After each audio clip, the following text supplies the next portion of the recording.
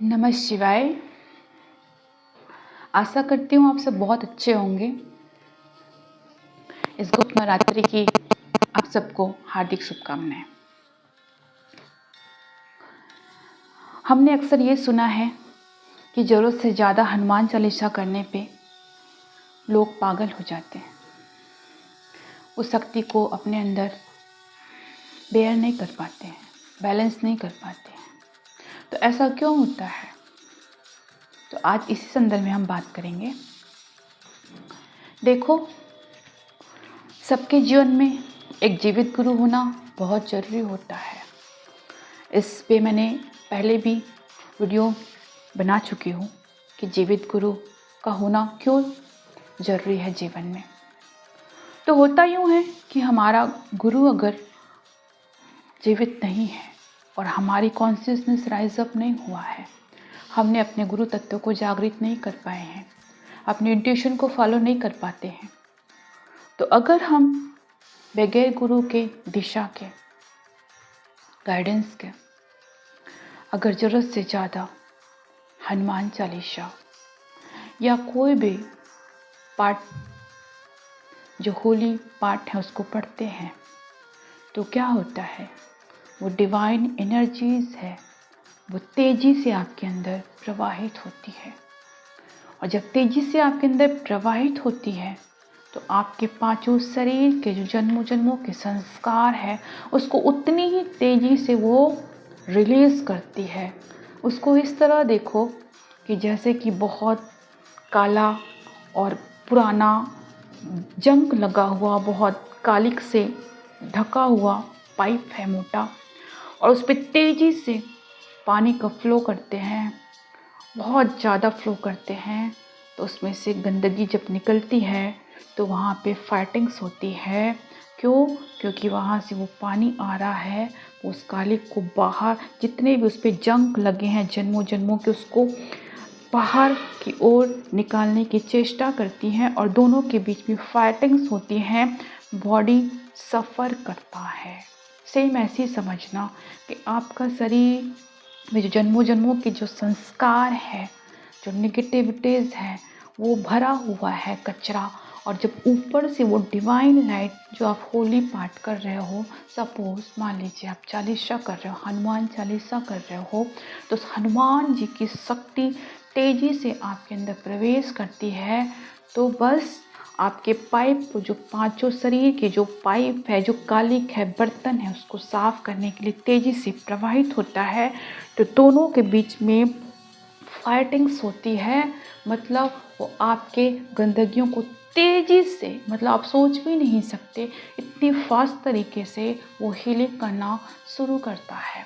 तो इस बीच क्या होता है कि आपका शरीर सफरिंग करता है, आपके पूरे पांचों शरीर सफ़र करता है, आपके पांचों शरीर में तकलीफ़ बढ़ जाती है, आपका फिज़िकल बॉडी भी सफरिंग पे जाता है, आपका इमोशनल बॉडी भी सफरिंग हो जाती है, आपकी एनर्जी भी सफरिंग हो जाते हैं।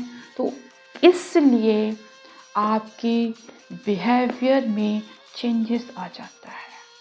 चेंजेस कुछ भी नहीं आता है, बट ये है कि हम उस शक्ति को संभाल नहीं पाए, डाइजेस्ट नहीं कर पाए। तो जो गुरु होता है वो आपको गाइड करता है प्रॉपर वे में, आपको गाइडेंस करता है, गाइडेंस देता है, और वो बताता है कि आपके लिए कितनी साधना उपयुक्त है। क्यों? क्योंकि साधना आप ज़्यादा कर लोगे तो सफरिंग भी होती है, क्योंकि बॉडी में डिटॉक्सिफिकेशन प्रोसेस होता है, तो आप हॉस्पिटलाइज भी हो जाते हो, क्योंकि आपको पता ही नहीं चला कि ये आपके साथ क्या हो गया।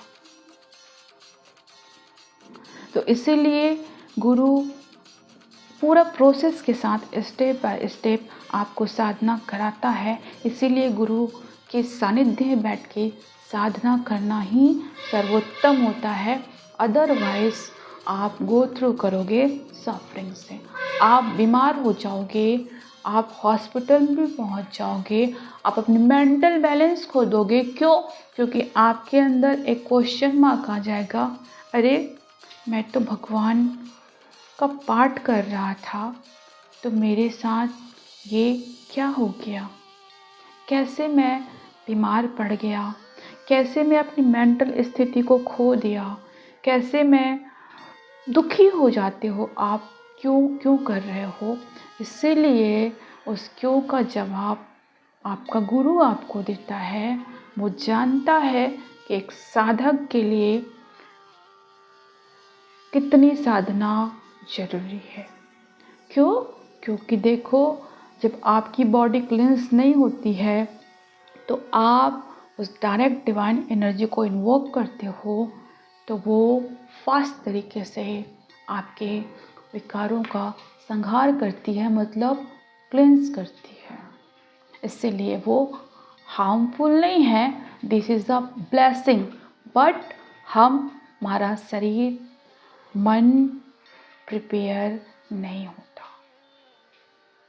इसलिए ऑलवेज गुरु जितना गाइड करता है, गुरु जितना आपको बताता है, आप उतना ही साधना करें, उसी के अकॉर्डिंग बढ़ते जाएं। इसीलिए कहा जाता है साधना करने से पहले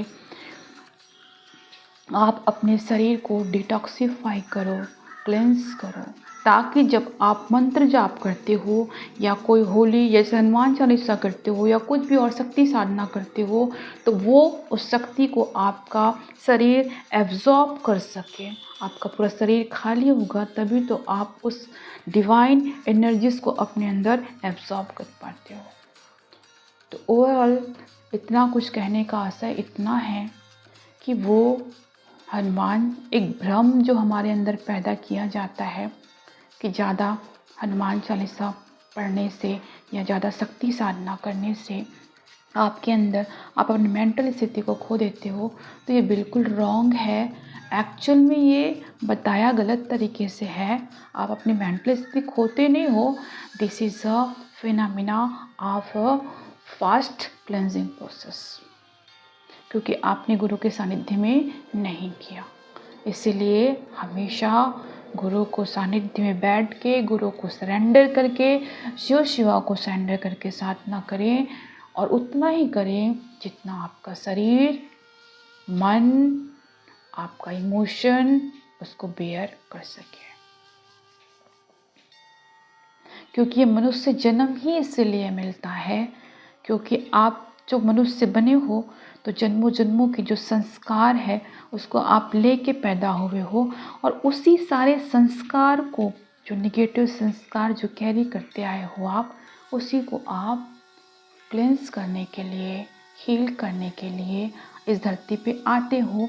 जब आपका पूरा बॉडी डिटॉक्सिफाई हो जाता है तो डिवाइन एनर्जी आपकी पूरे शरीर में मर्ज हो जाता है, और जब शरीर में मर्ज होता है तो फिर आप उसे इनफोल्ड करते हो, मतलब आप फिर नीचे आप अपनी हर एक जगह पे उस डिवाइन एनर्जी को स्प्रेड करते हो। नमः शिवाय।